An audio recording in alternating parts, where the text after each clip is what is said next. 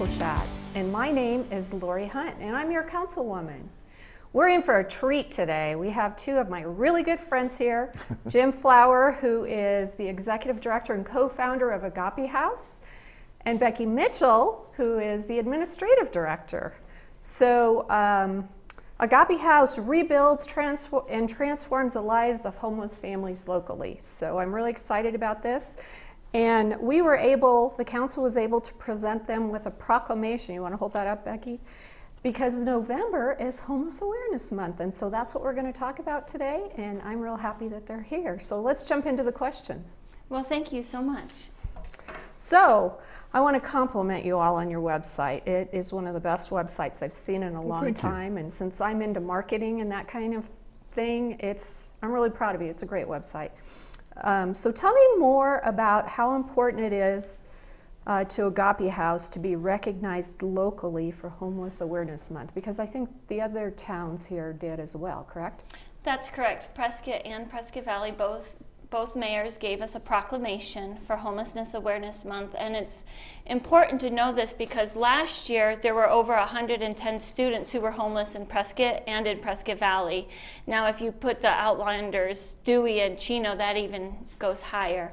But we do try to focus on Prescott and Prescott Valley and try to get families out of cars, out of tents, and into shelter. And probably even higher with COVID now, right? It is higher to COVID because, unfortunately, there's a small gap between some people are able to receive unemployment checks, but people who were working but didn't qualify for that. We had to touch base with some of our previous residents, and we helped them find new sources of income. We helped one lady find a new job, and then somebody else just needed to have some new resources. Mm-hmm. I like that word, help. We'll come back to that. Okay, so where can our viewers get more information on what we are going to talk about today or on Homeless Awareness Month? Well, Homeless Awareness Month is one of Becky's brainchild, even though it's a national event and recognition. So you can go on any of the websites that just punch in on your search engine, National Homeless Awareness Month. But if you want to come to us specifically, it's Agape House Prescott.org, and that will line you out with all of the local resources and needs that are in our communities, and explain and also give an opportunity to help. Great, that's good to hear. So one thing that I love most about Agape House, and why my husband and I support Agape House, is because you fill an important niche in our communities, and that is providing permanent housing for single parent families or a grandparent and a grandkid. Tell me more about this and about the father and daughter you just placed. Agape House of Prescott serves homeless families in crisis, and families come in a lot of different shapes and sizes. It could be a single father with children. It could be a mother with teenagers. We are blessed in the organization to have two organizations in town that serve women with young children and an organization in town that serves adults, but nowhere in town serves families. So we believe in keeping families together to provide the time and togetherness to overcome the hurdles that have caused them this homelessness. About a year ago, we took in a grandmother who was raising her grandchildren, and it's very common nowadays that grandparents are taking care of their grandchildren. And they may have she was retired and she had worked for 30 years and she was set, but now coming in and all the bills of two more children, that was very expensive. So we are the only place in town that serves for interim housing for families in crisis. Right, and I love that. And I know you've told me before, if a father has a teenage daughter, there's no place here for them. There's no place in town for that. And what is unique about Agape House is we have an 86% success rate because we believe in teaching the tools and giving them the tools to get the job done. We don't just provide housing, but we provide the pathway to independence, which shows them how to live an independent lifestyle, self-sufficient and independent. There's an old saying, it says, give them a fish feed them for a day, teach them to fish, and you teach them for a lifetime. And that's really important because we teach them the skills to never be homeless again. Right, right. I love that. Yeah, that's critical to our organization. We had a past board member that said one time, we just give them a house to get their attention. So the house is nothing. Even though you're off the street, out of the campground, out of the car, that's wonderful. But the next step is what Becky said, down the path of independence. And we teach them life skills. We don't just let them get into a house and take it easy. Day one, they start working on improving their family, improving themselves, and getting down that path of independence so that they can go back out in society and be a productive part of it, feel good about themselves. And sometimes we say, when we have a mom with 2 kids, 3 kids, we say we're helping 3 families, because those kids are going to grow up, Right. and they're going to see what mom did right versus what Right. mom did wrong, and they're going to role model what mom did. Right, that's awesome. But I know it's not just a house or an apartment. I know I got an email when you placed this father-daughter and said, hey, we need some pots and pans, we need some bedding, you know, we need it pretty quick, they're getting Yeah. ready to move in. So tell me about that specific family. It's very miraculous. Actually, the mayor walked through, it was a 2-bedroom apartment that we put the family in, and we said it was completely empty. We had to get new appliances, no furniture, no linens, nothing was in the home. And I said, by Friday, this place will be filled. And it was filled. We just send out an email to the community and we say, we need a couch, we need a table, we need 2 dressers, somebody donated linens. Tell them about who donated appliances. Yeah, we put the call out for, one thing about a family is when you have a large family, or even children, you got to do laundry every day. Right. And this apartment did not have a laundry facility. So we called a couple of contractors, we called a couple of appliance stores, and a couple of kind donors. And within a week, we had a laundry area with a brand new stacked washer and dryer, so that family can stay in their home instead of going to a laundromat every day or every other day. So the community came around and just rallied to help that family. And at the beginning of the week, that apartment was empty. At the end of that week, it was beautiful. Wow. And we let all our families take that furniture because they're going to their forever home. Right. So we want them to have that furniture Right. and those linens and pots and pans and what have you. And we feel very blessed to live in an area where the community is so supportive. Churches, clubs, businesses. We had 2 local businesses who said, I will donate this at cost. Somebody else came up and said, well, I'll cover the cost. Aw. We had church groups and clubs that came in and they renovated the apartment. And that is just so kind. But people are using their talents to serve others. And it's so great and humbling to be a part of an organization where so many people serve and give. Right, that's so great. Lori, we just had a work day Saturday at our apartments. We had 14 individuals, adults and children, working hard for 4 or 5 hours on Saturday. Did everything from painting, light landscaping, moving rocks, breaking rocks and moving them. And some of the young youth even talked to some of our families in kind ways. Nice. And things like that. So this community, I've never seen it before, but this community is so giving. You raise your hand and say, we have a need. They step up and help us with that. Should we talk about the car? We have a family that needs a car. Friday night, I got a call from somebody. Could you guys use a car? Oh, wow. So That's answered prayer. Answered prayer. So it's a miraculous community, wonderful community. So Jim, real quick, I know this is your baby, but how did Agape House get started? Thank you. That is my favorite question. I started this ministry in 2010 with some co-founders. We did a prayer walk at Prescott High School. Before we went on campus, we asked permission and what were the prayer needs. And we heard all the typical stuff with teenagers, pregnancies and drugs and everything. But the one that caught us by surprise was the homelessness. That year at Prescott High had 56 students that were homeless. I said, no way, I live a mile from the high school. I don't see any homeless children.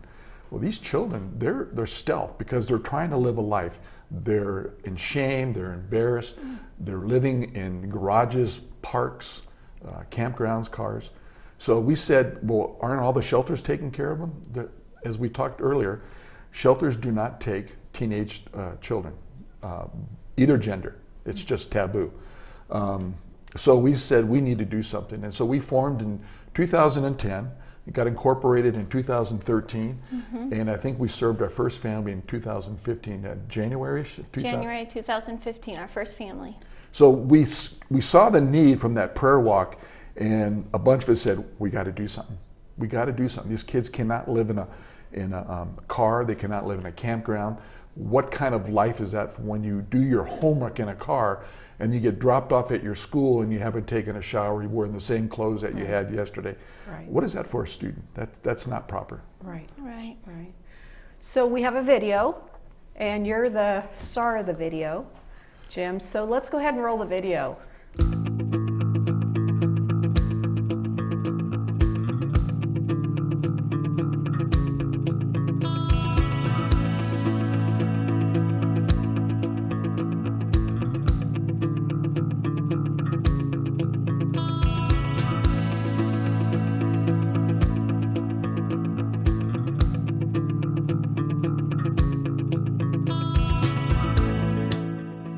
The face of the homeless is not who you may think. They are students at Yavapai College, Bradshaw and Prescott High School, and in our elementary schools.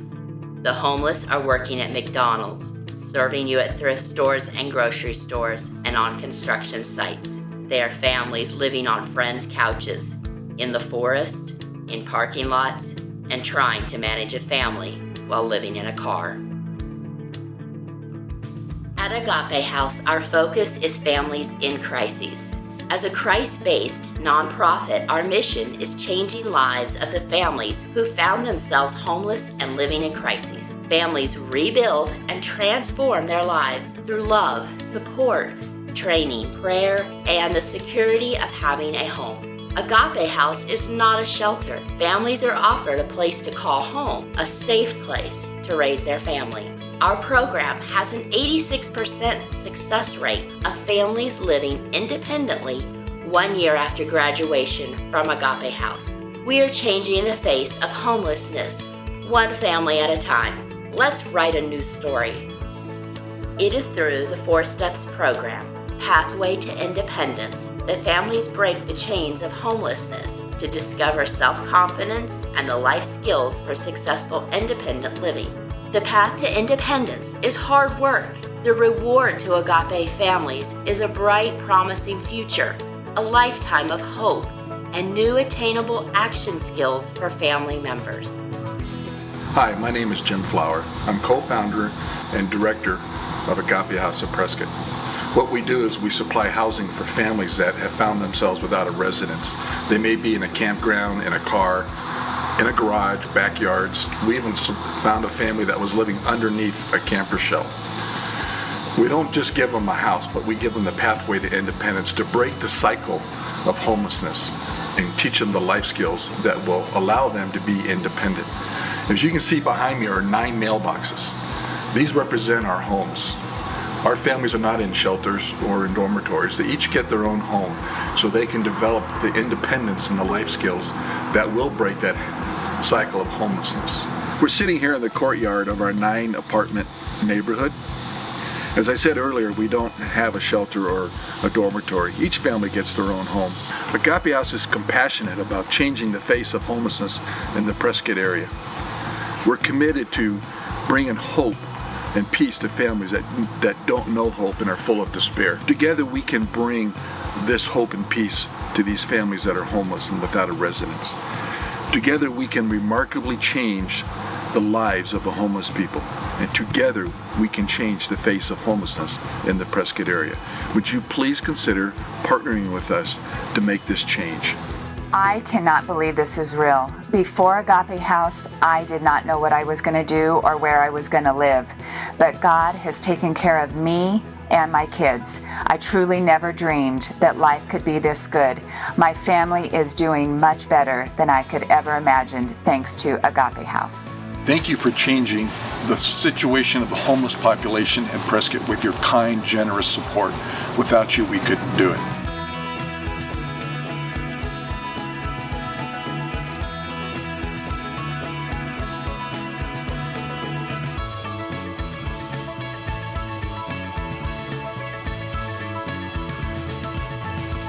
Welcome back, viewers. Wow is all I can say.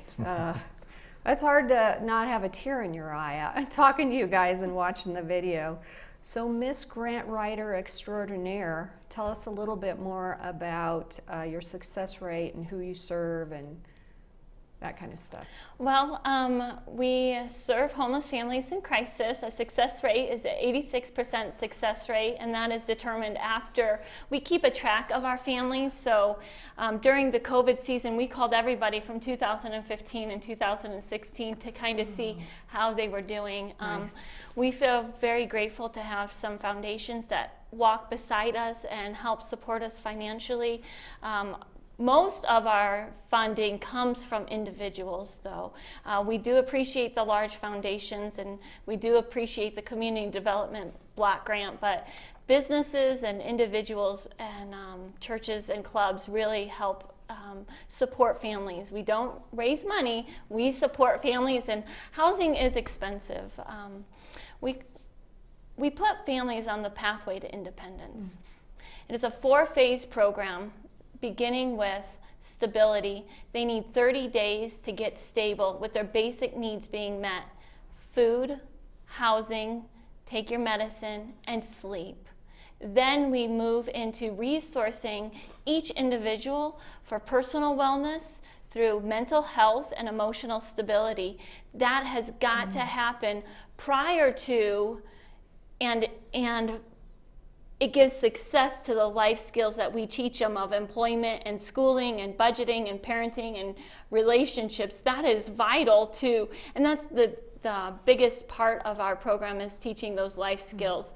The last phase is sustainability, and the sustainability phase is, you have a house forever, you have a car forever, and we know that nothing is really forever, but it's sustainable housing, long-term transportation, long-term schooling, and long-term employment. We did have one young girl. She was age 7 in the 2nd grade, and she had been to 7 different schools between Prescott and Prescott Valley, because every couple months she had to switch schools. And if you're in the 2nd grade and you cannot read and write and do math, that is detrimental. So when she came into our program, she got into one school and she got the tutoring she needed, and she will be a successful adult because her mother made the decision to stop the chaos and to put the whole family on the pathway to independence. And like we said before, her children will be a success because of what Agape House taught her mom and what she watched. And not only her children, but her brothers and sisters and the grandparents. So it had been, in this particular situation, it had been generational. So it affected 3 generations. The mother was very courageous, but it affected her parents, and it also affected her siblings. So we were very proud of her. So you talked a little bit about it, but I know you don't just hand them the keys and say, okay, here's your apartment. And we mentioned before Pathways to Independence. Anything else to add on that, Jim? Well, I do want to mention that Becky said we have an 86% success rate. That's after 1 year. We go back and stay in contact with our families. I always thought that I wanted 100%, but recently one of our organization mentors told me that 86% is out of sight. Huge. And I never thought that, but that is because these families come into the program and they say, I am going to make a change in myself and in my family. And then we have a staff of they're really called caseworkers, but we call them family mentors. They go in that house every week, sometimes twice a week. They pray with the families, they work with the families, they work on that budget. To me, the biggest thing on the Pathway to Independence is budgets. We have families that come to us and we ask, you ever been on a budget? No, that's for rich people. No, a budget's not for rich people. It's for everybody. I say, if you got $1 in your pocket, you got to tell that dollar where you're going to spend it. That's what a budget is. And once they get on a budget, they can save for emergency funds. We have a lot of families that come to us who say, my car broke down, so I lost my job and the kids didn't go to school. If you had a little emergency budget, that wouldn't have happened. So we get them on a budget immediately. And we've had families that said, I didn't want to do it. I kicked and screamed the whole way, but thank you. Thank you. I see the pathway now. I see what a budget does. I see how I can tell my money where I'm going to spend it and stay out of trouble. And again, the children are seeing that. The children are happier because mom's not doing the drive-through at the fast food store, fast food place every day. Mom's home making dinner. Mom's budgeting. She may get a food box with pasta in it. And she looks at the ads. Oh, Fry's has got meatballs on sale. So I'm going to get meatballs and tomato sauce, and I got pasta. There's my dinner for maybe $2. Couple days, yeah. Yeah. Instead of going to the drive-through and spending $7, $8, $9, $10. Right. Well, Dean and I first heard about Agape House at Heights a couple Christmases ago. So I know we mentioned that the churches were an active partner, and I think that's fabulous. So it's hard enough to raise kids, let alone raising kids in a car. So before we close, I want you to let the viewers know more about the homeless student population in our region. I know you work closely with our Humboldt Unified School District. Correct. And others. Provide us with some statistics, especially considering how cold it is out now. Yeah. Last year, there were 60 students homeless in the Humboldt Unified School District and 50 students homeless in the Prescott School District. Recently, I spoke with the homeless liaisons at Chino, Prescott, and PV. We found some who were couch surfing and some who were staying in a hotel, but then that's when we opened the doors, and then our last family came to us through the homeless liaison. She had recommended going to Agape House, so we keep really close tabs on that. One of the stories that we worked with a family several years ago, we had been working with the family at Agape House. They had applied, and they found resources elsewhere. They didn't come into Agape House, but that child was going to school with my 3-year-old child at Bright Futures.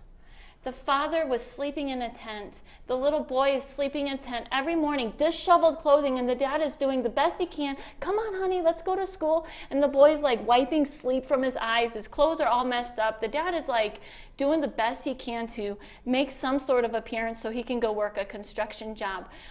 We were very pleased that that family moved on to another place and got the help that they needed. But it breaks my heart when you see these kids in the schools, and it's too many children are homeless. Okay, Jim.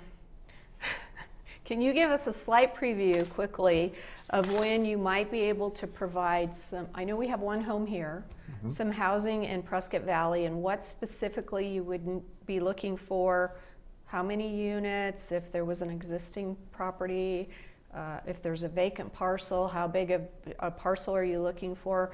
Hoping some viewers might know of an angel that can help us fill your needs. After all, it is the Christmas season. That's right. So what do you need in Prescott Valley, Jim? Well, we know that there is a need out here that's greater than probably what we can handle. The board has been talking about carbon copying what we're doing in Prescott and come to Prescott Valley and do the same thing. I don't have a timeline for that, but the board has made a decision that we want to be debt-free when we come out here. We don't want to be carrying more debt, if you will. Ideal thing would be to find something that would be existing. Okay. And we have contractors, we have all kinds of people that have special traits and gifts and businesses that like to see an existing building and come alongside us and help us make it look beautiful. So are we talking like a duplex or a triplex? Probably something even larger. Probably larger, more of a fourplex or 8. Okay. Yeah. There's a big need here, and we're well aware of it, and so we want to be a part of the solution. The timeline is I don't have that. Okay. We've kicked around 2021, but we don't know if that's realistic. So you're going to be the first person to know when I've got this board, when I got the board thinking like how I'm thinking, then you'll be the first to know. You'll be our megaphone and let everyone know that we're coming and what. And I have a big mouth about good things, so I'm a good person to tell. Yes. And what we will know is that it will take a lot of planning, money, and people to come together, which Prescott Valley is fabulous for that. Right. We call ourselves hashtag where neighbors become friends and hashtag party of Prescott Valley. So, viewers, if you know of a fourplex or an eightplex out there that has a for sale sign on it, or even a triplex, we'll start small. Please either reach out to me or reach out to the number that's on the screen, or go to Agape House website and give us a lead on this, please. It's so important. Okay, the $1 million question before we wrap up. How can we all become part of the Agape House solution? I know you can always use money and volunteers, so here's Dean and I's commitment for next year. Oh, thank And you. I'll go online and do it. How can we help? Tell us. Give us your website again. Arizona Charitable Tax Credit. 20 participants supports one family. In the neighborhood, there's 20 participants can support one family. We ask all the viewers, pray, give, and serve. So don't write your taxes to the state of Arizona. Write them to Agape Yes, House. please. We think that Arizona is the last state that allows Arizona charitable tax credit opportunities. A lot of people don't understand credits. They think it's a deduction. It's not a deduction, it's a credit. Simple. If you owe the state of Arizona $800, so you're married and you owe $800 to the state, if you wrote that check to Agape House of Prescott, your $800 debt is covered. Agape House can go house a family for a month. Think about that. Great, great. You guys, thank you. You know, call me if you need anything. I am very hopeful and joyful that you are going to start getting some more phone calls and that we're going to be moving into Prescott Valley, and I'm just really excited. Jim, Thank you, Laura. Becky, you guys are great friends, not only to me but to our community, and I thank you very much. You're welcome very much.